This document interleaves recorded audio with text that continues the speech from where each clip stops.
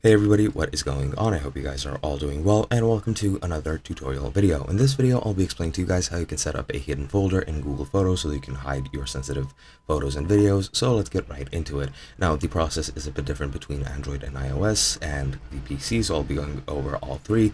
So let's get right into it. Now, the beginning part for mobile is pretty much the same, and keep in mind you will need either Android 6 and later or iOS 15 and later. So make sure that you have that before continuing.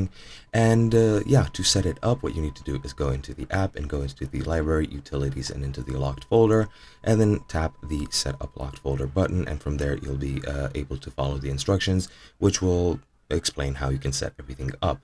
Now, once you set that up, if you don't have a lock password for your device, then you will need to set one up, and you'll be using this to access your folder. And once you're done with everything, you'll be able to access it using that same password, and then you can add or remove photos from there.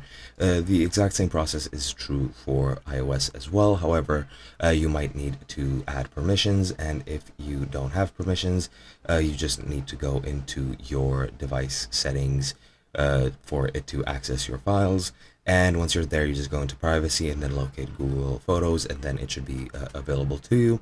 However, this is mostly true for backups. It should not be needed for just the locked folder. However, you might need it. Now, on the computer, it is very easy. You just go into the Google Photos app on your web browser, go into the locked folder, tap set up locked folder, and from there you just follow the instructions and set up everything as you would in other apps. Now, the password that is used for the PC is your account password, so just enter that anytime you want to access the folder, and that is pretty much it. Hope you guys enjoyed, and I'll be seeing you guys in another video.